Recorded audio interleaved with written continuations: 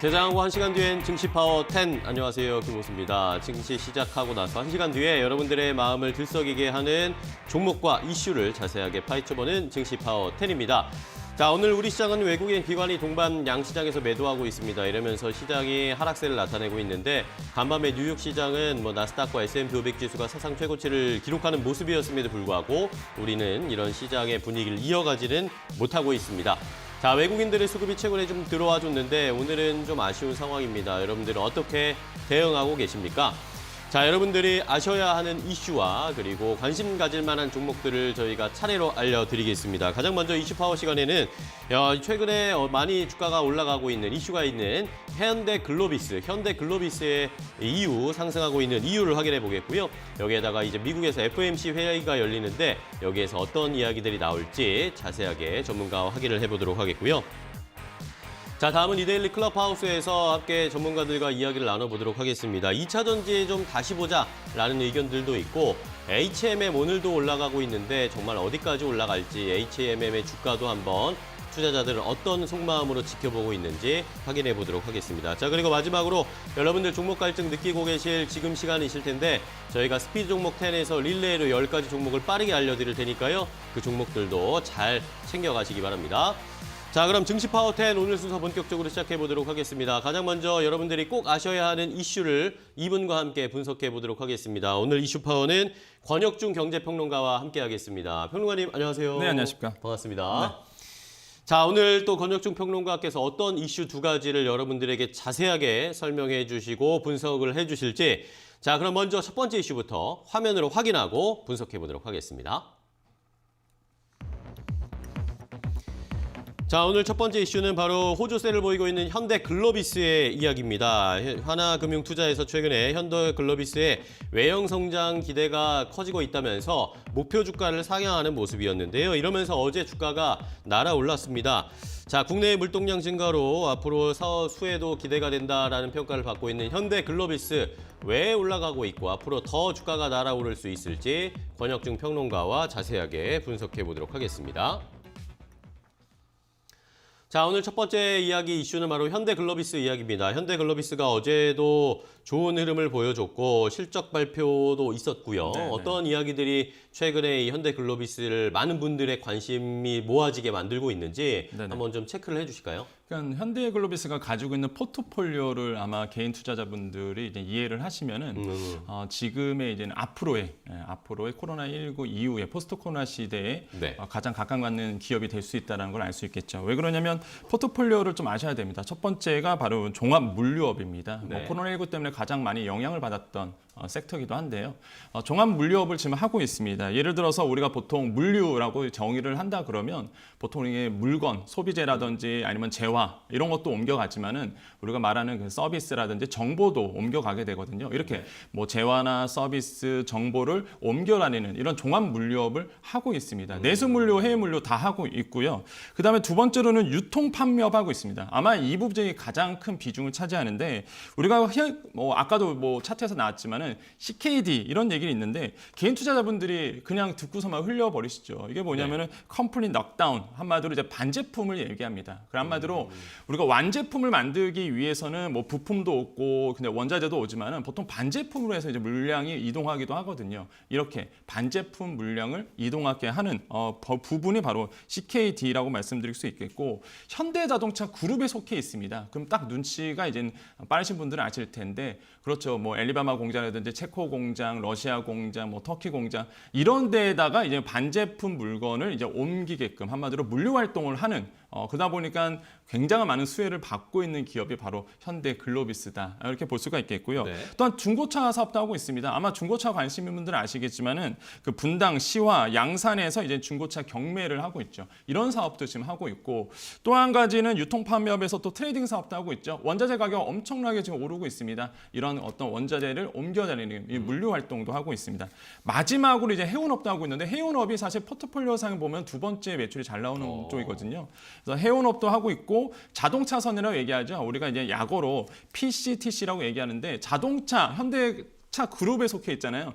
자동차 완성차로부터 뭐 중장비부터 시작해서 옮겨 다녀야 됩니다. 이런 자동차선, 아마도 이제는 배를 운영하는 이런 어떤 사업도 하고 있고 벌크선도 운영하고 있습니다. 또한 첨광석, 석탄이라고 하는 드라이 벌크, 그다음에 우리가 그 액화 아니면 원유 이런 걸 옮겨다니는 웻벨크. 네. 그러니까 벨크 화성 운송도 하고 있기 때문에 정말로 다양한 포트폴리오를 가지고 있는 바로 회사다라고 정해볼 수 있습니다. 네, 자 현대글로비스에 하고 있는 사업 부분을 자세하게 좀 분석을 해주셨는데 그러면은 이제 포트폴리오별로 매출 비중 아까 뭐 표에도 잠깐 나왔지만 네네. 어느 쪽에 좀 더 집중을 해보면 좋을까요? 역시나 유통 부분이죠. 그러니까 유통 부분이 지금 보시면 한 51% 받고 있고요. 그다음에 물류가 두 번째죠. 33%. 그다음에 해운 부분이 한 14% 정도 되면서 네. 실제적으로 뭐 아까 말씀드렸지만은 이제 유통 부분이 굉장히 가장 큰 파일을 차지하고 있거든요. 아까도 말씀드렸지만은 자동차에 관련된 네. 그다음에 반제품이 옮겨 다니는 물류 활동.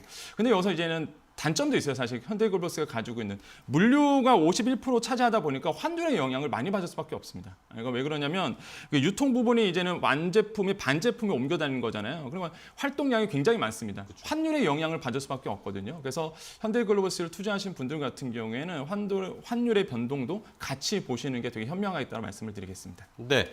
자, 그렇기 때문에 이제 앞으로에 대한 기대감들이 좀 더 커지는데 어제 일단은 뭐 하나금융투자에서 리포트가 나오면서 네. 여기에 주목을 했고 앞으로의 주가 방향도 많은 분들이 궁금해하실 것 같아요. 조금 더 올라갈 수 있을까요?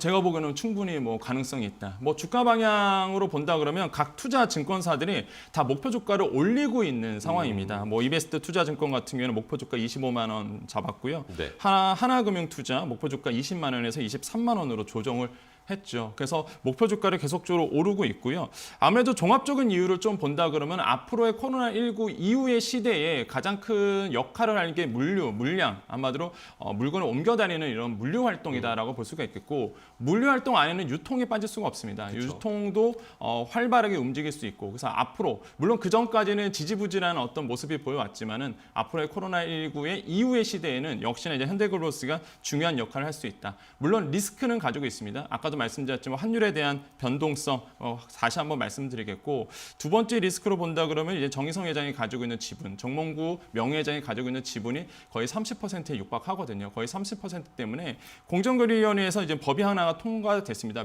일감 몰아주기 20% 미만으로 내려야 되거든요. 그럼 기계적인 매도 물량이 나올 수도 있는 부분이 있기 때문에 이게 사실 개인 투자자들이 봤을 때 약간 투자를 머뭇거리게 하는 요소로 작용하고 있었습니다. 그동안 계속적으로. 근데 이런 어떤 리스크도 있기 때문에 투자하실 때는 주의가 요망된다라고 좀 말씀을 드리겠습니다. 네, 좋습니다. 현대글로비스에 대한 앞으로의 주가 전망까지 함께 권혁준 평론가와 자세하게 알아봤습니다. 자, 그럼 다음 두 번째 이슈도 체크를 해보도록 하겠습니다. 두 번째 이슈는 어떤 내용일지 화면으로 먼저 보시죠. 자, 이제 미국에서 FOMC 회의가 열립니다. FOMC 회의 개막이 임박됐는데 과연 여기에서 이 테이퍼링과 관련된 언급이 나올 것인가 시장에서 많은 관심을 가지고 있습니다. 파월 의장과 FOMC 회의에서 어떤 이야기들이 나올지 권혁준 평론가와 자세하게 좀 예상해 보도록 하겠습니다. 자, 오늘 또 이제 지나고 나면 이제 미국에서는 FOMC 회의가 열립니다. 미국에서도 여러 가지 이슈가 있는데 그 중에서도 이 FOMC 회의에서 어떤 이야기가 나올지 뭐 지난주에 뭐 캐나다 쪽에서 테이퍼링 이야기가 막 나오기 시작했는데 뭐 많은 분들이 뭐 예상은 뭐 안 나올 거다라고 하지만 이 파월 회장이 또 뭔가 테이퍼링과 관련된 언급을 할까 걱정하시는 분들도 계시는 것 같아요.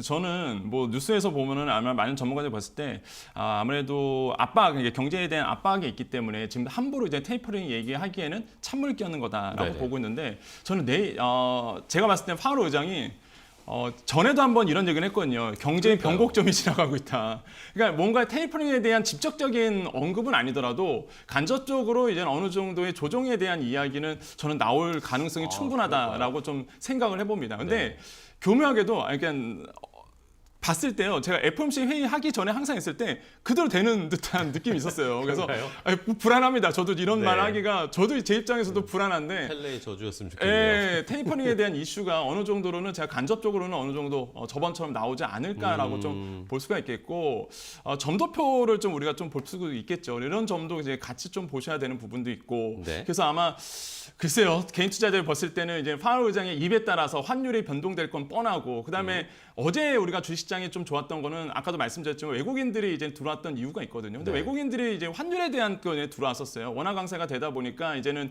위험 자산에 대한 선호 심리가 좀 있었거든요. 그래서 이제 들어온 부분이 있는데 오늘 같은 경우에는 이제 혼조세로 좀 보이고 있습니다. 뉴욕 시장에서는 굉장히 좋았는데 분위기가 좋았는데 아무래도 FOMC 회의를 앞두고 나서 약간 뭐라 할까요? 약간 멈추고 있는 듯한 외국인들이 이런 모습을 좀 보이고 있거든요. 그래서 이런 점들도 이제 오늘 주식시장에 좀 영향을 미치고 있다. 그래서 지금 외국인들이 아마 FOMC 회의 앞두고 약간 기다리고 있다? 뭐 이런 느낌을 지금 우리가 받고 있습니다. 네, 그렇습니다. 자, 이렇게 좀 테이퍼링에 관련된 이야기들이 조금씩 나올 것이다라는 그런 예상들도 좀 나오고 있고 이제 외국인들도 좀 쉬고 있는 상황입니다. 어쨌든 이 FOMC 회의에서 어떤 이야기가 나오는지 확인하고 가야 되는 게 뭐 일반적인 이 FOMC를 앞두고 펼쳐지는 시장 분위기니까요. 이게 더 불안한 네. 게 금리가 그렇죠, 그렇죠. 이게 각국 중앙 정부가 이제 금리를 좀 올리고 있는 부분이 있어요. 그러니까 아까도 말씀드렸지만은 캐나다 중앙은행 쪽에서도 이제는 금리를 올린 상태고 그다음에 러시아 이미 올렸습니다. 이미 23일에도 두 번이나 올렸어요. 단기간에. 그러니까 기준금리를 올리고 있는 부분이 있거든요. 그럼 왜 그러냐면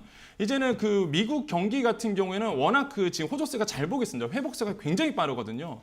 그런 이유는 역시나 이제는 백신에 대한 보급률이 높아지면서 자신감을 좀 찾아가는 부분이 있습니다. 근데 이제 해외의 다른 나라 같은, 특히 우리나라 같은 경우에는 아직은 경기에 대한 자신감이 없죠. 왜냐하면 변수가 너무 많잖아요. 지금도 아직도 백신 보급률이 낮고 그러다 보니까 경기가 회복되려면 아직 먼 길이 남았는데 경기가 회복되면서 금리가 오르는 건 자연스럽게 좋죠. 그런데 외국 나라 입장에서는 이제는 달러 강세가 된다 그러면 사실 좋은 건 아무것도 없습니다. 그러다 네. 보니까 선제적으로 지금 금리를 올리고 있는 각국 정부들이 지금 다 기준금리를 올리고 있는 부분이 있거든요. 우리나라도 과연 어떻게 될까? 제가 봤을 때는 생각했던 것보다 빨리 기준금리가 올릴 가능성도 우리나라도 여전히 있다라고 저는 계속적으로 주장하고 있는 사람이기 때문에 이런 부분이 이제 금리에 대한 압박, 금리 상승에 대한 압박이 계속적으로 우리 주식시장에 영향을 미치고 있다. 이렇게 우리가 좀 평가해 볼 수 있습니다. 네. 자, 이렇게 이 FOMC 회의에서 과연 어떤 이야기들이 나올 것인가 권혁중 평론가와 좀 예상을 해봤고요. 이제 뭐 오늘과 내일과 모레 정도의 FOMC 회의와 관련된 이야기들이 계속 나올 테니까 한번 잘 체크를 해보도록 하겠습니다. 자, 이렇게 오늘 권혁중 평론가와 함께 이슈 파워 두 가지 이슈를 체크를 해봤습니다. 오늘 또 좋은 이야기, 좋은 분석해 주셔서 감사하고 다음 주에 또 뵙도록 하겠습니다. 네. 고생 많으셨습니다. 네, 감사합니다. 고맙습니다.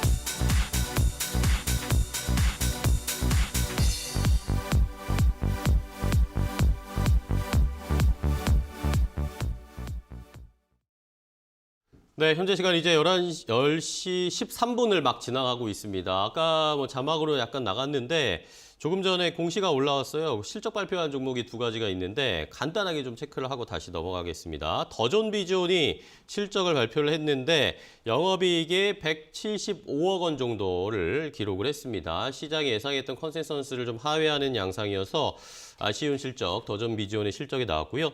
자, 그리고 고려아연도 실적을 조금 전에 발표했습니다. 고려아연도 이 매출과 영업이익이 일단은 조금 컨센서스를 상회했습니다. 고려아연은 좀 호실적을 발표했는데 영업이익이 2,699억 원, 그러니까 2,700억 원 정도 기록을 했습니다. 시장에서는 2,480억 원 정도 컨센서스 예상했는데 1분기 영업이익을 고려아연이 훨씬 괜찮은 좋은 실적을 발표를 하면서 일단은 주가가 하락을 하다가 하락세가 줄어들고 있습니다. 일단은 1분기 영업이익이 전년비 대비해서 32% 증가했고 뭐 실적도 예상했던 것보다 잘 나왔습니다. 컨센서스를 상회해서 고려아연은 현재 0.46% 하락을 하다가 약보합권으로 일단 주가를 좀 끌어올리는 모습입니다. 43만 6천 원에 거래되고 있는 고려아연까지 좀 체크를 해드렸습니다. 자, 그럼 이제 시장 상황, 전체적인 시장 상황도 궁금합니다. 오늘 어떻게 움직이고 있을지 강민정 캐스터와 더 자세하게 체크를 해보도록 할게요.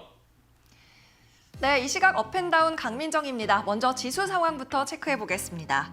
오늘 새로운 재료는 딱히 없이 기존 테마로 흘러가고 있는 시장입니다. 외국인과 기관이 동반 매도하면서 지수의 하락을 조금 보여주고 있는 모습인데요. 코스피는 보합 출발한 뒤 하락으로 가닥을 잡았습니다. 그래도 3,200선은 지지하고 있는 모습이고요. 코스닥 역시 플러스로 출발했지만 하락으로 전환을 했습니다. 0.4% 내리면서 1,025포인트 지나가고 있는 상황입니다. 계속해서 이 시각 상승 특징주 함께 알아보겠습니다. 네, 이 시각 상승 중인 특징주 포스코 강판과 캐몬 그리고 프롬파스트가 있습니다. 먼저 포스코 강판입니다. 오늘도 철강 관련주들 훨훨 날고 있는데요. 가장 상승률이 높은 종목이 이 포스코 강판입니다. 원자재 가격이 계속해서 상승하고 있고 또 철강 관련 기업들의 실적이 지속적으로 호조를 보이고 있습니다. 여기에 포스코 강판 현재 22% 정도 탄력을 보이고 있는데요. 장 출발은 약 마이너스 1%에서 출발을 했지만 곧장 상승 전환하더니 59,000원, 25% 플러스까지 다가갔던 상황입니다. 계속해서 두 번째 상승 특징주 확인해 보겠습니다. 노바백스 관련주인 캐몬이 들썩이는 중인데요. 식약처가 어제 노바백스 백신 허가를 위한 사전 상담을 진행하고 있다고 밝혔고 또 방한 중인 노바백스 CEO가 오후 3시에 문재인 대통령을 접견합니다. 여기에 긴급 사용 승인 등에 대한 기대감이 나오면서 주가 끌어올리고 있는데요. 21% 정도 상승하면서 4,890원에 거래가 되고 있습니다. 캐몬은 SK바이오사이언스의 위탁 생산을 담당한 이력이 있어서 노바백스 관련주로 분류가 됐습니다. 계속해서 세 번째 특징주도 만나보겠습니다. 오늘 코스닥에서 가장 상승률이 높은 종목입니다. 프롬파스트인데요. 상한가에 77,380원에 거래되고 있는 모습이고요. 세종시 관련주가 좀 들썩이고 있습니다. 어제 세종시의 땅값이 전국에서 가장 높은 상승률을 기록했다라는 기사가 나왔기 때문인데요. 프롬파스트는 공장과 본사가 모두 세종시에 위치해 있는 기업인데 오늘 시초가 19%대 탄력 주면서 출발하더니 곧장 상한가에 들어서 그 아래로 내려오지 않고 있는 상황입니다. 이어서는 이 시각 다음 특징주 확인해 보겠습니다. 네, 현재 코스맥스와 신풍제약이 하락 중입니다. 먼저 대규모 유상증자 소식이 있는 코스맥스부터 알아보겠습니다. 코스맥스는 새로운 시설에 투자하기 위해 총 1,400억 원 규모의 유상증자를 결정했다고 어제 공시했는데요. 신주는 기존 발행 주식의 12.9% 수준이라고 하고요. 하지만 증권가에서 단기적으로 주가는 떨어지겠지만 장기적으로 봤을 때 긍정적인 투자 결정이라는 분석이 나왔습니다. 오늘 개파락하면서 주가 뚝 떨어지면서 출발한 코스맥스, 현재도 11% 하락하면서 11만 9천 원 선에 거래 중인 상황입니다. 이어서 하락 두 번째 종목 신풍제약입니다. 이 최대 주주가 주식을 대량 처분했다는 소식에 투자 심리가 한풀 꺾이고 있는데요. 신풍제약 현재 두 자릿수 급락 나오고 있습니다. 10% 마이너스 보이고 있는데 신풍제약의 최대 주주가 주식 2만 주를 처분했다고 장 시작 전에 공시를 했습니다. 여기에 따라 최대 주주 송암사의 지분은 3.6%포인트 감소하게 됐는데요.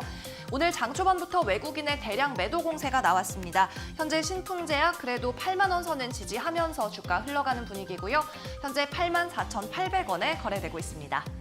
네, 지금까지 이 시각 업앤다운 강민정이었습니다.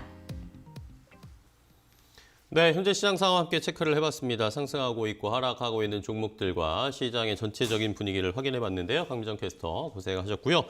자, 그럼 이제 시장에 대한 조금 더 솔직한 투자자들의 이야기를 들어보도록 하겠습니다. 때로는 솔직하게 또 때로는 투머치하게 진지하게 전문가들의 시장을 바라보는 시각을 함께 확인해보는 이데일리 클럽하우스입니다. 지금 클럽하우스 방 바로 개설이 됐고요. 제가 모더레이터로 진행을 하고 오늘 참여해 주시는 스피커 두 분, 이데일리온의 명승부사 전문가 그리고 AJ 인베스트먼트 이재규 대표와 함께합니다. 두 분 안녕하세요. 네, 안녕하세요. 네, 반갑습니다.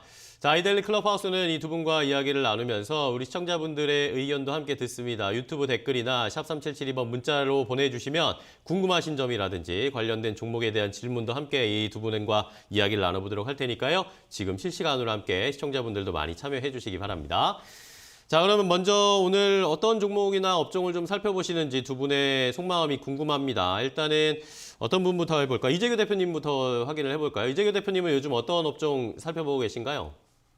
네, 저는 요즘에 2차 전지 쪽에 다시 한번 관심을 두고 있습니다. 네. 네, 4월 초에 SK 이노베이션과 LG 에너지 솔루션의 극적인 합의 소식이 들리면서 그쵸.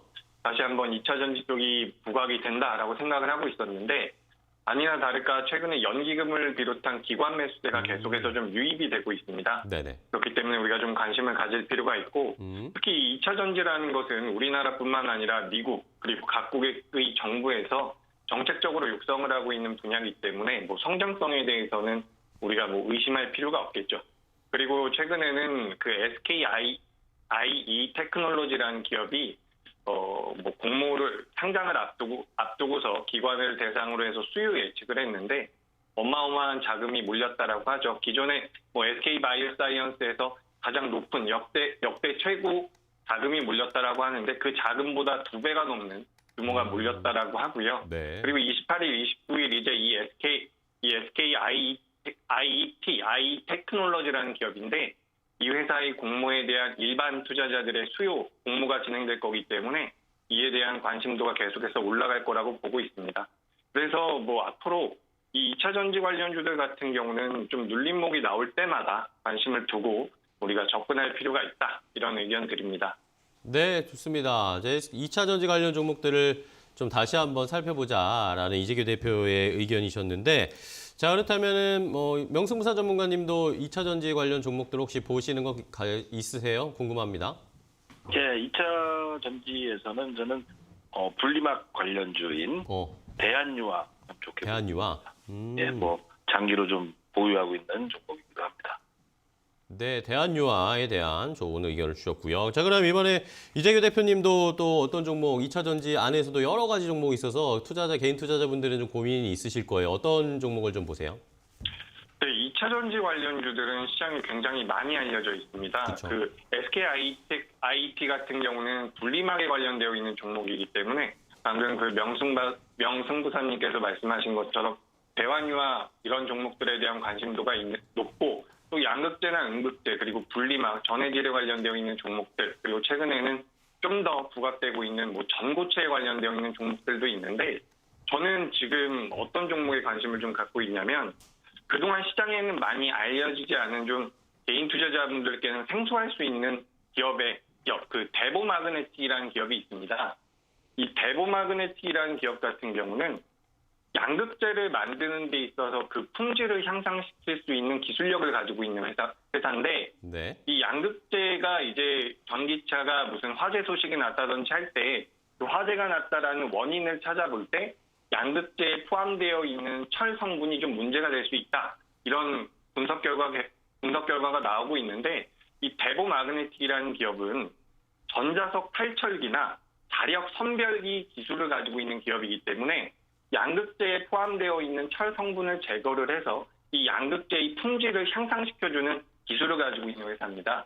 그래서 이렇게 지금 시장에서는 양극재나 음극재, 뭐 분리막이나 전해질 같은 2차 전지를 구성하고 있는 요소들에 대한 소재 기업들이나 장비 기업들에 대한 관심도가 매우 높은데 살짝 벗어나서 아직 시장에는 많이 알려지지 않은 이런 대보마그네틱 같은 기업도 관심을 좀 가져보면 도움이 되지 않을까 싶습니다. 네, 고맙습니다. 이재규 대표님이 대보마그네틱에 대해서 자세한 전략까지 설명을 해주셨습니다. 꼼꼼하게 설명을 해주셔서 너무 감사하고 시청자분들도 도움이 많이 되셨을 것 같습니다. 자, 그럼 이번에는 명승부사 전문가님이 또 관심 있는 종목 HMM 여전히 좋게 보십니까? 예, 뭐 기업의 실적이 계속 증가하고 있기 때문에 네. 어떤 주식에 대해서 기업에 대해서 뭔가 매도를 하게 된다는 것은 가격이 많이 올라서 매도를 하는 것이 아니라 그 기업에 대한 가치가 변하지 않으면 보유하는 것입니다. 그래서 저는 HMM이 창사 이후 처음으로 분기 영업이익이 1조 원 이상 달성됐기 때문에 그 전에 뭐 몰락주입니다. 기업이 살아났다. 턴어라운드되면서 외인 기관도 수급이 계속 좋기 때문에 HMM 그리고 뭐 철강주들 원자재 가격들이 매우 좋아요. 원자재 가격들이 좋게 되면은 또 그것을 이제 수출하고 운송하는 기업들도 뭔가 더 수익을 많이 볼 것이고요. 철강 가격, 뭐 원자재 가격, 조선주도 많이 좋게 봅니다. 해운주에서는 어쨌건 시장의 대장주인 종목은 HMM이다. 저는 그렇게 판단하고 있습니다. 네, 알겠습니다. 여전히 긍정적으로 평가하고 있는 HMM 명승부사님의 의견 들어봤고, 그럼 이재규 대표님께도 질문 좀 드릴게요. HMM 많이 올라왔기 때문에 이미 뭐 좀 차익 실현하고 너무 아깝다라고 생각하시는 분들도 계시고, 아니면 나도 이제라도 들어가야 되나? 상승 추세 계속 된다는데 이렇게 생각하시는 분들 계시는데 어떻게 보세요, 이재규 대표님은? 예, 저도 이 HMM 같은 경우 굉장히 좋다라고 보고 있습니다. 지금 주가가 저점 대비해서 상승폭이 굉장히 크긴 하지만 지금 이 기업의 실적 성장세라든지 연말까지 지속될 수 있는 이런 수주 물량의 증가에 따른 목표 주가를 판단을 해보면 좀 크게 잡으면은 저는 굉장히 많이 올라갈 거라고 보고 있는데 너무 허황된 얘기를 하면 안 되기 때문에 한 5만 원 선까지는 저는 충분히 열려 있다라고 보고 있습니다. 근데 이게 어쨌든 앵커님께서 말씀하신 것처럼 저점에서 상승분이 좀 높기 때문에 당장 신규로 공격적인 매수를 들어가는 것은 어렵고 이제 보유를 하셨던 분들 같은 경우는 좀 더 끌고 갈 필요성이 있지만 신규 매매를 고려하는 분들 같은 경우는 철저히 분할 매수로 접근을 하는 게 맞는 투자 방법이다. 이렇게 말씀드립니다. 네, 알겠습니다. 자, 두 분이 HMM을 공통적으로 잘 좋다라고 평가를 해주셨고 명승부사님도 그러면 만약에 지금 HMM 사고 싶다 하시는 분들은 어떻게 좀 대응해야 될지 도움을 주세요. 사고 싶으면 그냥 사는 거죠. 손실을 너무 두려워하면은 주식에 도전할 수 없습니다.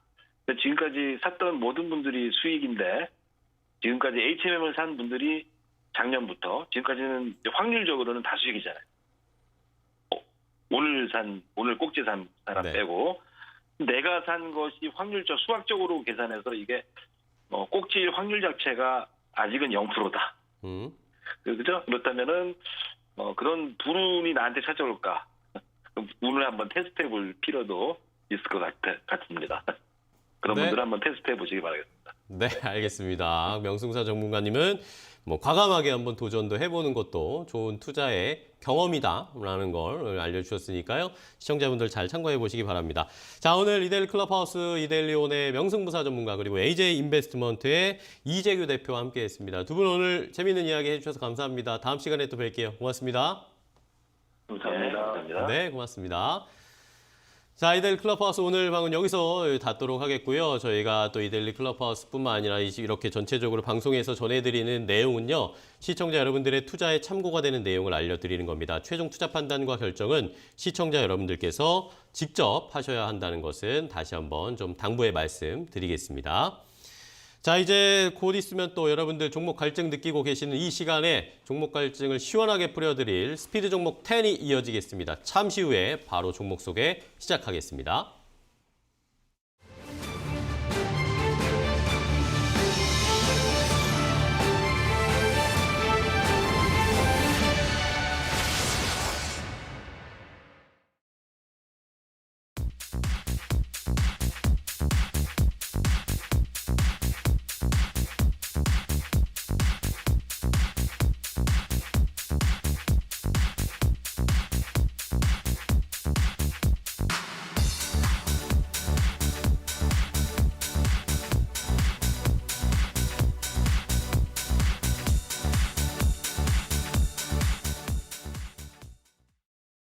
지금까지 이런 종목 소개는 없었다. 스피드 종목 10 여러분들에게 종목 10가지를 빠르게 릴레이로 핑퐁 알려드리도록 하겠습니다.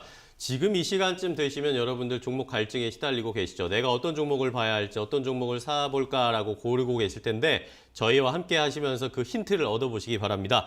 자, 오늘도 스피드 종목 10 두 분의 전문가와 함께 하도록 할 텐데 오늘은 YG경제연구소의 차용주 소장 그리고 이데일리온의 황윤석 전문가와 함께 하겠습니다. 두 분 안녕하십니까? 반갑습니다. 안녕하세요.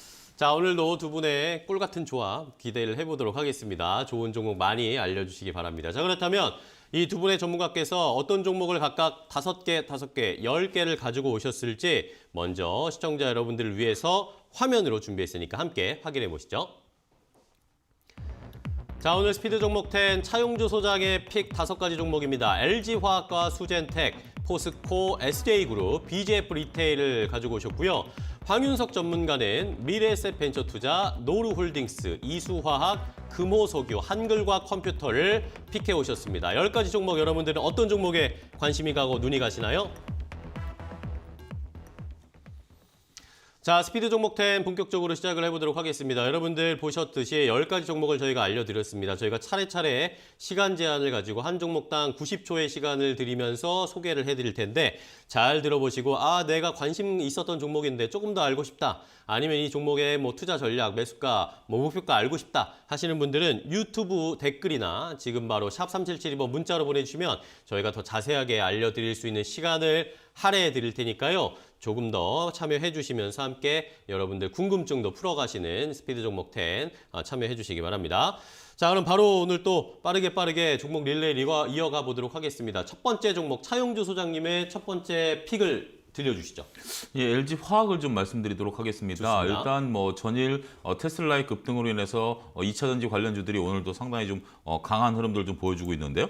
그렇지만 뭐 상대적으로 삼성 SDI에 비해서 LG 화학이 움직임이 좀 강하죠. 네. LG 화학 같은 경우 현재 뭐 에너지 솔루션에 대한 뭐 2차 전지 부분도 있습니다만 화학 분야에 대한 부분들도 있죠. 결국 화학 분야에 대한 이익이 2차 전지의 손실을 메꾸는 그런 구조다라고 말씀을 좀 드릴 수가 있겠죠. 하지만 이제 2차 전지도 올해부터 이제 그 흑자 전환되는 원년이 되기 때문에 관심을 가지셔야 된다라고 말씀드릴 수가 있겠고, 결국 계속해는 투자 부분들에 따라서 LG 화학 같은 경우 앞으로도 추가 상승 여력은 충분히 열려 있다 이렇게 말씀드릴 수가 있겠습니다. 단지 이제 부담되는 것은 두 가지가 있죠. 하나는 100만 원을 터치한 이후에 90만 원까지 밀린 주가이고요. 두 번째는 에너지 솔루션을 분사했을 때 과연 분사가 아니라 이제 새로운 IPO를 했을 때 LG 화학에 대한 매력도가 있겠느냐라는 부분들입니다. 그러게요. 하지만 뭐 일단은 뭐 가격대에 대한 부담은 외인과 기관의 매수가 들어오면서 충분히 그런 것들은 상쇄되고 있다. 그들이 지금 들어오고 있는 시점이 현재 시점이기 때문에 가격 부담은 좀 사라지고 있다 이렇게 말씀드릴 수가 있겠고, 네. 그다음에 에너지 솔루션이 이제 기업 공개를 올 하반기 하면 LG 화학이 단순하게 화학 회사로 남지 않겠는가라는 부분들이 되겠죠. 그렇죠. 하지만 뭐 자회사로 100% 보유하고 있기 때문에 영업이익은 IFRS에 따라서 그대로 LG 화학으로 잡히도록 되어 있습니다. 따라서 독립된 회사이긴 합니다만 LG 화학이 지주회 성격인 그런 모멘텀을 가질 수 있고, 아직까지는 뭐 그 기업 공개까지는 시간이 있기 때문에 네. 지금 중기적으로는 5초 남았습니다. 충분히 투자 가능성이 있다 이렇게 좀 말씀드릴 수가 있겠습니다. 네, 자, 첫 번째 차용주 소장님의 종목은 LG화학이었습니다. LG화학 첫 번째 종목을 소개해드렸고 유튜브에 많은 시청자분들이 또 함께 참여를 해주고 계신데 셀리님께서 이 코너가 제일 꿀잼이다. 스피드 종목 10이 꿀잼이다라고 하셨고 차 소장님께 꿀 같은 종목 소개 기대하고 있습니다라고 셀리님께서 주셨습니다. 자, 그럼 다음 또 꿀 같은 종목을 우리 황윤석 전문가의 첫 번째 종목을 또 확인을 해봐야 될 텐데 어떤 종목 가져오셨나요? 네, 제가 첫 번째로 좀 제시해드릴 종목은 미래에셋 벤처 투자입니다. 그러니까 미래에셋 벤처 투자는 창투사고요. 연내 미국 상장을 지금 상장을 준비하고 있는 마켓컬리가 지금 네. 장외 시총이 2조 9천억인데 상장되면 5조까지 갈 걸로 예상이 되고 있습니다. 이 마켓컬리의 지분을 2.4% 정도 보유하고 있는데요. 지금 이것뿐만 아니라 이미 상장된 네오 이뮨텍이라든지 그다음에 앞으로 상장될 루닛이라든지 의료 영상 진단 업체거든요. 그다음에 이제 스탠다임이라고 해서 신약 개발 플랫폼 기업이라든지 또는 그것뿐만 아니라 이스라엘 기업인 카메디칼 또는 뭐 싱가포르 항체 신약 개발 업체인 허밍버드 바이오사이언스, 그다음에 뭐 라디북스라고 하는 웹툰, 웹소설 관련 또 기업이 있고요. 삼형 SNC라고 하는 공기질 측정 업체가 있습니다. 그래서 이 줄줄이 이제 상장을 앞두고 있어서 이 IPO의 지분 가치가 이제 증가할 거라 이런 기대감이 나타나고 있고, 최근 쿠팡의 지분 투자라든지 야놀자 지분에 대한 기대감 때문에 아주 IB 투자가 단기간에 급등했습니다. 시총이 8천억까지 갔었고요. 더군다나 지금 이제 5년 만에 한 번 오는 대선 때 정책주로 창투사 관련주들이 부각될 가능성이 높습니다. 벤처 창업을 지원한다라는 것 때문에 일자리 관련주로도 부각이 되고 있는데요. 특히 지금 최근에 보면 사람인 HR이라든지 이런 종목들도 과거와 비교해 보면 상당히 지금 고점 부분까지 많이 올라온 상태입니다. 그래서 이 창투사들 쪽을 주목해 보실 필요가 있다고 생각됩니다. 하겠습니다. 네, 고맙습니다. 자, 첫 번째 종목으로 미래에셋 벤처 투자 우리 황윤석 전문가께서 여러 가지 좋은 정보를 알려주셨는데 조금 넘쳤습니다. 다음 두 번째 종목에서는 조금만 더 시간을 지켜주세요. 자, 그런 사이에 저희가 두 가지 종목을 좀 소개해드렸는데 그 사이에 또 여러분들이 관심 가질 만한 종목의 실적이 발표가 됐습니다. S-오일의 실적이 조금 전에 공시 올라왔는데 연결 기준 잠정 실적 영업이익이 6,296억 원을 기록을 했습니다. 자, 시장에서 예상했던 것보다 훨씬 좋게 나왔는데요. 3,400억 원 정도 시장에서는 이 S-오일 1분기 영업이익 예상을 했습니다. 컨센서스 추정치를 훨씬 상회하는 좋은 실적이었고, 자, 여기에다가 흑자 전환을 했죠. 그리고 작년 같은 기간에 대비해서 지금 흑자 전환을 했기 때문에 얼마 전에 S-오일 주가가 한번 크게 뛰었는데 오늘 실적 발표하고 난 이후에 또 S-오일의 주가가 어떻게 움직일지도 여러분들 잘 살펴보셔야 되겠습니다. 일단은 S-오일 오늘 하락 출발했는데 일단은 지금은 상승 전환이 되면서 1.19% 상승으로 조금 힘을 내고 있습니다. 앞으로 오늘 시장에서 또 어떻게 조금 더 상승 탄력 낼 수 있을지 일단 S-오일의 1분기 영업이익은 굉장히 좋게 나왔다. 어닝 서프라이즈급의 실적이 나왔다라는 것까지 좀 체크를 해드리겠습니다. 상승 탄력 1.3%까지 조금씩 높아지고 있는 상황 확인을 해보세요. 자, S-오일의 실적 확인을 해봤고 이제 또 종목 소개 스피드 종목 10으로 이어갑니다. 차용조 소장님의 두 번째 종목 바로 이어갈까요? 예, 수젠텍을 좀 말씀드리도록 하겠습니다. 네, 수젠텍. 그 진단 키트, 그러니까 신속 검사 키트에 따라서 여러분들이 지금 관심을 좀 많이 가지시고 오늘도 좀 검색 상당히 많이 되고 있는 것으로 알려지고 있는데요. 일단 차트부터 말씀드리면 고점에서 윗꼬리를 달고 대량 거래가 일어난 것은 매도 신호입니다. 이건 교과서에 나오는 전형적인 신호고요. 만약에 오후까지 지금 윗꼬리를 없애지 못한다라면 이거는 전형적인 매도 신호가 나왔다. 이거 이렇게 말씀을 좀 먼저 서두에 드리도록 하겠고요. 일단 신속 진단 키트가 FDA 승인을 받았다라는 것은 긍정적이다라고 말씀드릴 수가 있겠죠. 네. 그런데 이런 것들이 과연 판매가 늘어날 수 있겠는가라는 부분에 대해서는 다소 너무 많은 기대를 갖기에는 쉽지 않다. 왜냐하면 지금 코로나 검사가 지금 밀리고 있는 상황은 아닌 것으로 알려지고 있지 않습니까? 우리나라도 그렇고 미국도 그렇고 원하면 언제든지 코로나 검사는 받을 수가 있고 오히려 신속 진단 검사를 할 만한 그런 요소들은 별로 없다라고 말씀드릴 수가 있겠습니다. 우리나라도 현재 지금 신속 진단에 대한 부분들이 서울시와 이제 협의 중에 있는 것으로 알려지고 있습니다만 가격대가 10,000원 정도 하는 것으로 알려지고 있죠. 이 정도 가격대라면 충분히 가격 저항력이 생길 수 있다라고 보는 거죠. 정확하게 하루만 참으면 알 수 있는 것을 무료로 하는데 부정확한 것을 10,000원이나 주고 할 수 있다라는 거 이것은 쉽지 않죠. 그러니까 우리가 식당 같은 데서 과연 이 비용을 누가 내고 그렇게까지 식당을 이용할 만한 사람들이 많지는 않을 것으로 보여집니다. 따라서 신속하게 부정확한 부분들에 대한 진단 키트에 대한 관심은 너무 과도하지 않겠는가 냉정히 좀 말씀드리도록 하겠습니다. 네, 좋습니다. 수젠텍 차용조 소장님의 두 번째 종목입니다. 수젠텍 그동안 너무 폭락해서 매물대가 많은데 계속 쭉쭉 오를 수 있을까요? 라는 셀리님의 질문도 있었는데 요거는 참고해가지고 있다가 마지막에 좀 더 들을 수 있으면 이야기도 들어보도록 하겠습니다. 자, 다음 종목도 황윤석 전문가님의 두 번째 종목이 궁금합니다. 어떤 종목일까요? 두 번째 종목은 노루홀딩스입니다. 노루홀딩스. 최근에 그 정치 테마주로 엮이면서 굉장히 급등했던 종목인데요. 이 노루홀딩스는 노루페인트 또는 IPK, 노루오토코팅이라는 자회사를 거느린 이제 지주회사입니다. 그런데 이 종목이 올랐던 이유는 그러니까 대부분이 이제 이런 테마주를 여러분들이 공략하실 때 주의하셔야 될 거는 실적을 바탕으로 하는 기업이냐 아니면 테마에만 따라서 올라가는 적자 기업이냐 이런 걸 보셔야 되는데 실적은 영업이익이 작년 동기 대비해서 작년에는 43% 정도 증가했고요. 매출도 어느 정도 나오는 기업입니다. 그래서 근데 한 가지 조금 걸리는 건 뭐냐면 윤석열 전 검찰총장의 부인이 운영하는 코나비 컨텐츠를 후원한다라는 것 때문에 관련 테마주들이 같이 급등했기 때문에 과거 인맥주들의 흐름을 보면 그 본인과 관련된 인맥이 먼저 나가고 그 다음에 가족으로 넘어가는 경우가 있는데 이거는 굉장히 성급하게 가족 쪽으로 먼저 옮겨갔고요. 단기 급등 이후에 우선주들이 급등했다가 지금 다시 또 하락하는 움직임들이 나오고 있기 때문에 이런 종목을 대응할 때는 급등 시에 일단 매도하고 급락 시에 단기 대응으로 매수해서 역시 급등 시에 매도하는 전략으로 가져가셔야지 이거를 장기적으로 가져가신다든지 무리하게 추격 매수를 하신다든지 이렇게 대응하시면 안 될 것 같고요. 대선이 내년 3월인데 분명히 제가 볼 때는 이 종목에서 테마를 형성해서 강한 상승이 나올 수 있습니다. 그런데 지금 이 종목은 단기 매도가 답이라고 말씀드릴 수 있습니다. 여기까지입니다. 좋습니다. 자, 황윤석 전문가님이 시간 딱 맞추셔서 노루홀딩스를 알려주셨는데 아까도 말씀드렸지만 단기적인 대응이 좀 필요한 종목이다라는 것들이 여러분들이 잘 참고를 해주셔야 되겠습니다. 자, 다음 종목도 바로 차용주 소장님의 종목으로 이어가겠습니다. 세 번째 종목 어떤 종목 가져오셨나요? 예, 오늘 지금 강한 포스코를 말씀드리도록 포스코 하겠습니다. 좋습니다. 포스코 같은 경우 지금 중소형 철강주들이 다 강한데요.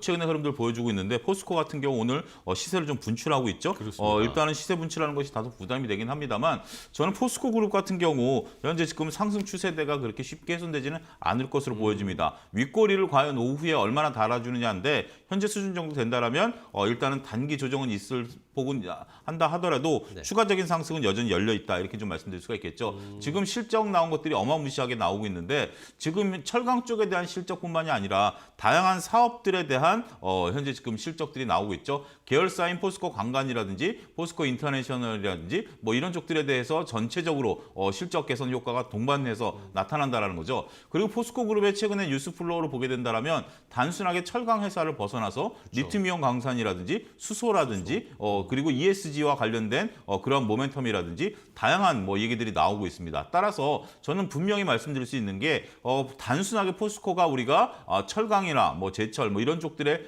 치중했었던 영업 포트폴리오가 올해부터는 상당히 다양한 포트폴리오로 재편될 가능성이 있다라고 보는 거죠. 따라서 대장주인 포스코가 중소형 철강사 오른 정도의 폭들을 현재 지금 올라간다라는 것은 나름대로 새로운 모멘텀에 대한 기대감. 결국 지금 단순히 철강 테마가 강력한 테마이긴 합니다만 여기에 플러스 알파까지 보유하고 있는 업체다 이렇게 말씀드릴 수가 있겠습니다. 네, 좋습니다. 포스코의 실적도 잘 나오고 있고 최근의 상승 추세도 계속 이어질 수 있다는 긍정적인 이야기. 포스코가 이제 더 이상은 철강 회사가 아니다. 에너지 종합 솔루션과 수소 쪽으로도 많은 투자를 하고 있는 포스코의 앞으로의 상승 기대감을 차용주 소장님께서 알려주셨고요. 자, 이번에는 황윤석 전문가님의 세 번째 종목도 궁금합니다. 네. 이수화학입니다. 이수화학이요? 이수화학 같은 경우는 이제 코로나로 인해서 세탁세제, 손소독제 원료가 되는 연성 알킬벤젠이 글로벌 특수가 이제 수혜주로 부각이 되면서 네. 중국 합작법인인 GOC가 역대 최대 영업이익인 312억을 달성했습니다. 그러니까 태국과 중국이라든지 이런 관련 기업들에서 생산이 중단되면서 이제 수요가 증가되고 가격이 오르면서 앞으로 전망도 상당히 좋을 것으로 보이는데요. 코로나로 인한 유가 하락 또는 판매가 하락으로 인해서 작년에 영업 손실이 한 320억 정도를 기록을 했습니다. 근데 네. 이수화학 같은 경우는 지금 단순히 그것뿐만 아니라 전고체 배터리 원료를 개발하는 거, 그다음에 국책과제 기업으로 선정이 됐다는 것도 네. 있고요. 또 최근에 화이자 백신 운송하는 콜드체인의 원료를 공급한다라는 재료도 있습니다. 그다음에 스마트팜의 위탁업체로 선정이 됐다라는 것 때문에 성장성과 실적이 다 같이 지금 돋보이는데 단기 상승에 따른 조정이 아침에 보니까 조금 나오더라고요. 네네. 그래서 차트상으로 보면은 지금 보면은 200일선까지 하락하고 나서 차트상으로 보면 역배열에서 정배열로 넘어가는 구간에 지금 있는 걸로 보이기 때문에 제가 보면 단기적으로 수익이 많이 나신 분들은 한번 차익 실현하는 것도 좋겠지만 이제 저점에서 재매수하는 것도 한번 고려해 볼 만하다라고 말씀드릴 수 있겠습니다. 네, 좋습니다. 이수화학에 대한 전략을 알려주셨는데 엮여있는 테마도 많고 지금 차트상 기술적으로 이 역배열에서 정배열로 전환되는 요 때가 또 가장 수익 내기 좋은 타이밍이니까 한번 잘 살펴보자. 이수화학을 알려주셨습니다. 자, 시청자 여러분들 저희와 함께하고 계신데 들으시면서 나 이 종목 조금 더 알고 싶다 아니면 목표가나 매수가 알고 싶다라고 하시는 분들은 유튜브 댓글이나 샵 3771번으로 문자 보내주시면 두 분의 전문가께서 마지막에 조금 더 알려주실 수 있는 시간을 드릴 테니까요. 많은 참여해 주시면서 함께 봐주시기 바랍니다. 자, 그럼 이번에 빨리 또 차용주 소장님의 네 번째 종목으로 가겠습니다. 상장한 지 얼마 안 되는 SJ그룹이라는 다소 생소한 그 회사를 네. 말씀드릴 수 있겠는데요. 질문 한 가지 할게요. 네. 칸골이라는 브랜드 아십니까? 칸골이요? 예. 그 모자 의류 브랜드. 어떻게 아시네요? 네, 캥거루. 예, 좀 요즘 젊은 층에 속하시네요. 일단은 뭐 모자라든지 가방, 여성용 네. 가방, 신발 이런 쪽들인데 솔직히 저는 잘 몰랐습니다. 그러세요? 근데 물어보니까 지났는데. 뭐 많은 분들이 알고 계시더라고요. 뭐 네. 그리고 이제 퀴즈까지 칸골 퀴즈까지 나오고 있는 그런 거죠. 이런 것들에 대해서 이제 아시는 분들에게 제가 여쭤봤습니다. 역으로 언제부터 그랬냐라니까 코로나 직전부터 이게 굉장히 인기를 끌기 시작했다라고 합니다. 그러니까 상장과 동시에 이 브랜드들이 대거 인기를 끌면서 칸골 브랜드가 전체 매출의 약 70%를 차지하고 있습니다. 이런 부분들 보면서 새로운 우리가 어떤 정도 이제 그 여성 여심이라고 그러죠. 이것을 사로잡고 있는 그런 부분들이다라고 말씀드릴 수가 있겠고 제품 품질도 상당히 좋고 좋고 이런 뭐 영업이익률도 상당히 높다 이렇게 지금 진단이 나오고 있죠. 개별 소비자들의 진단이 이렇게 호평이 나오고 있다라면 SJ그룹이 나타내고 있는 브랜드 가치는 상당히 높을 것으로 보여지고 있고요. 더군다나 이제 코로나19 이후부터 억눌렸던 소비가 다시 폭발하게 된다라면 이러한 의류 브랜드에 대한 우리가 관심도 지속적으로 가져야 된다라고 말씀드릴 수가 있겠죠. 다소 답답한 움직임을 보일 것으로 보였던 SJ그룹 같은 경우 소리 소문 없이 저점을 높이는 그러한 차트 모양을 보이고 있다라고 말씀드릴 수가 있겠고 이러한 트렌드는 형성된 이후에 쉽게 그 소비자들의 선호도가 바뀌지 않는 한 유지될 것으로 보여지기 때문에 우리가 적극적인 관점으로 봐도 되지 않을까 말씀드릴 수가 있겠습니다. 네, 좋습니다. SJ그룹에 대한 차영조 소장님의 견해까지 확인을 해봤습니다. 뭐 시청자분들도 유튜브 댓글에 이 칸골 브랜드 저도 알아요라고 댓글 올려주고 계시고 길덕경님이 차영조 소장님 짱이시죠. 말씀하시는 족족 올라가요. 라고 평가를 해주셨습니다. 자, SJ그룹도 과연 올라갈 수 있을지 추이를 잘 지켜보겠고요. 자, 그러면 이제 다음 우리 황윤석 전문가의 또 종목을 확인해 보겠습니다. 네 번째 어떤 종목 보세요? 네, 금호석입니다. 지난 시간에 가져왔다 제가 소개를 못 해드리고 끝났는데요. 아, 그런가요? 예, 금호석유는 이제 경영권 분쟁이 해소가 됐고요. 1분기 최대 실적 영업이익 올해 영업이익이 이제 1조 원 돌파가 기대가 되고 있고 합성 고무가 전체 매출의 한 41%, 그다음 합성 수지가 한 24%, 그다음에 기타가 한 34%. 그래서 전 사업 부문이 이제 호조가 되면서 최고 실적이 예상이 되는데 지금 코로나 수혜로 인해서 NB 라텍스가 이제 가격이 급등하고 견조한 수요가 지속이 되는데 이 라텍스 장갑 같은 경우에 이제 저는 그 설거지할 때 네. 또는 청소할 때 그쵸. 혼자 살다 보니까 이제 그런 경우로 많이 하는 경우가 혼자셨어요? 있습니다.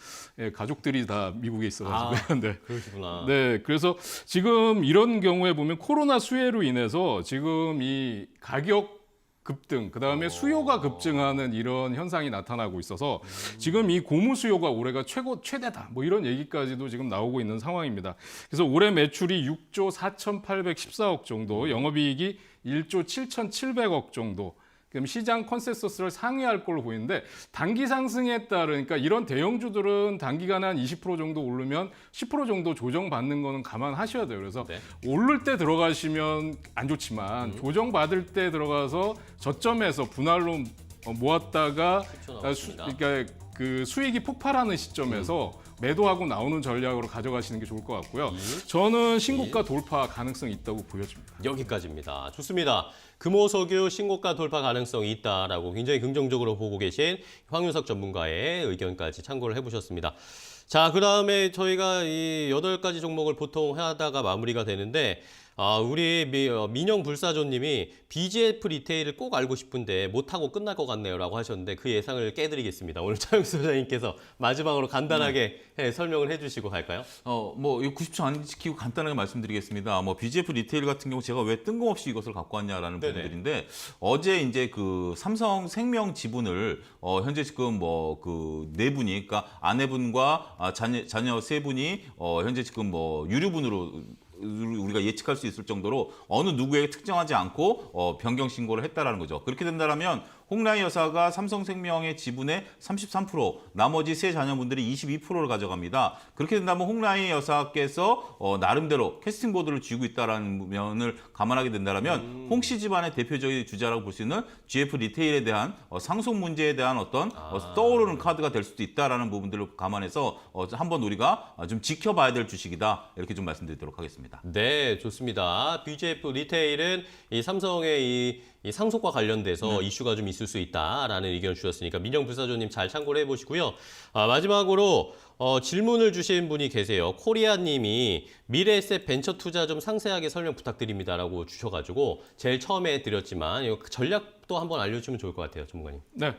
미래에셋 벤처 투자는 그러니까 딱 놓고 보면 지금 판단하기 어려우실 거예요. 창투사들하고 비교해 봐야 되는데 제가 아까도 말씀드렸지만 아주 IB 투자 같은 경우는 쿠팡 상장하고 지금 야놀자 IPO 기대감 때문에 시총이 지금 8,300억까지 단기간에 급등을 했습니다. 근데 지금 단순 비교는 사실 어렵지만 실적이라든지 이런 걸 비교해 볼 때 지금 미래에셋 벤처 투자는 시총이 4천억입니다. 그런데다가 아까도 말씀드렸지만 앞으로 IPO 상장될 기업들 그 리스트업을 쭉 말씀드렸죠. 그래서 줄줄이 대기하고 있는 상태입니다. 그래서 지금 매수하셔도 나중에 큰 수익이 날 수 있다. 이렇게 말씀드릴 수 있겠습니다. 네, 좋습니다. 미래에셋벤처투자 코리아님이 질문을 주셨는데 어떻게 좀 답이 되셨는지 모르겠습니다. 자, 저희 오늘 굉장히 역사적인 날입니다. 저희가 9가지 종목을 소개를 했어요. 가장 최다로 많이 종목을 소개한 날이라서 두 분이 오늘 너무나 설명을 잘해주시고 시간도 잘 맞춰주셔서 너무 감사하고 시청자 여러분들도 질문 많이 해주셔서 너무나 감사합니다. 꼭 10가지 종목을 다 소개하는 그날까지 스피드 종목 10은 계속 이어가도록 하겠습니다. 자, 오늘 YG경제연구소의 차영조 소장 그리고 이데일리온 황윤석 전문가와 함께했습니다. 두 분 오늘 좋은 정보 알려주셔서 너무 감사합니다. 고맙습니다. 네. 자, 증시파워10 오늘 저희가 준비한 소식과 여러분들의 종목 갈증을 풀어드릴 10가지 종목도 알려드렸습니다. 저희는 또 내일 여러분들에게 더 좋은 종목 그리고 여러분들을 궁금하게 하고 있는 좋은 이슈들을 가지고 찾아뵙도록 하겠습니다. 자, 증시 시작하고 1시간 뒤엔 뭐다? 증시파워10 끝까지 시청해 주신 여러분 고맙습니다.